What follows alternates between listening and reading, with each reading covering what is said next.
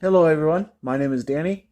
This review is for the movie called Nobody's Fool.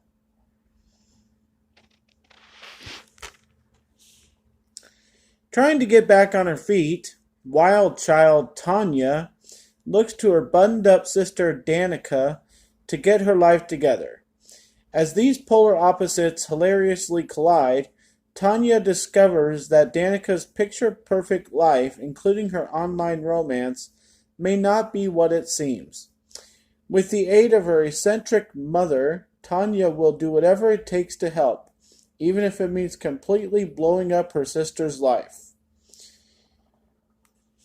This is a 2018 film. It is rated R. It runs 110 minutes. And it stars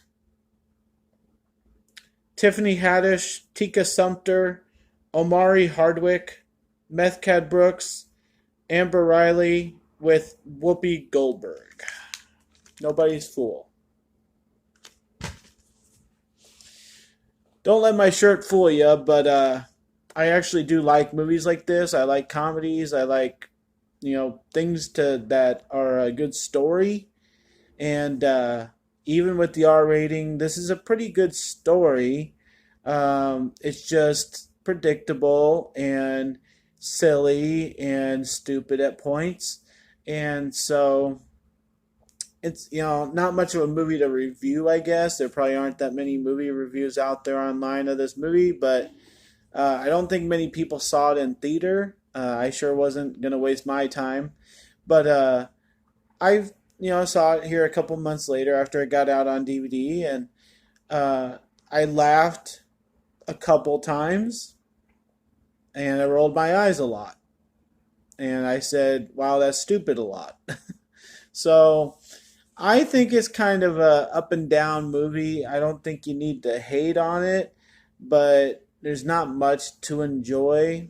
There's only a couple laughs that truly are a laugh, and they're kind of towards the end. And there's one feel good moment, one sort of twist, and that turns out to be really stupid. It doesn't even need to be really included in the movie.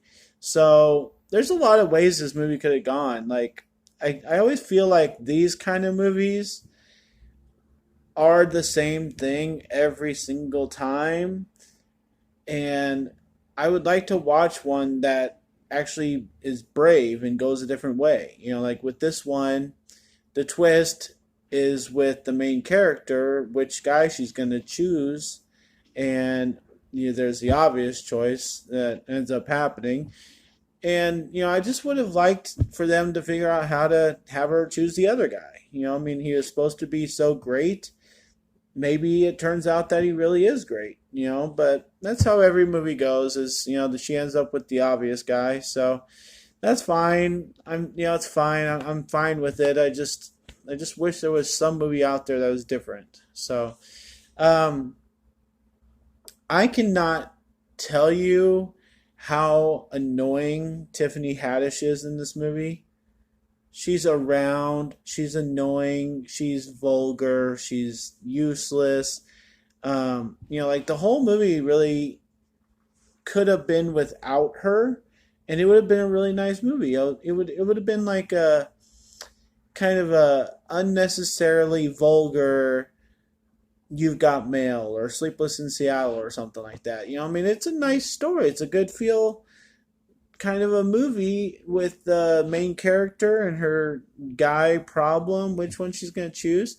And then there's Tiffany Haddish. They just like her side of the movie just is not needed. I mean, I just really think they could have had something here for all ages.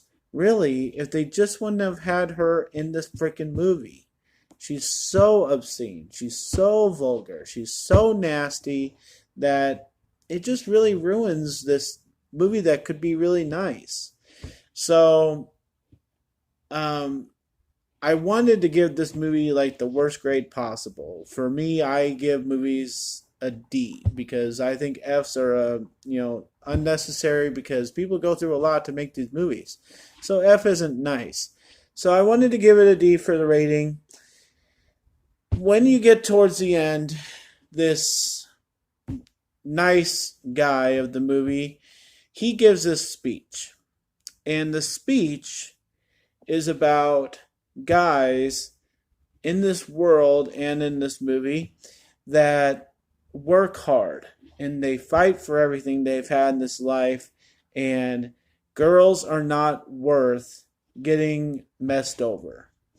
And I completely and utterly echo that sentiment because in this movie, I mean, it had to end the way it did, but for a guy to stand up for himself when a girl wants to try something else with some other guy, us guys don't need it. Us nice guys that work hard for what we have in this world, and we're looking for a girl that, appreciates that.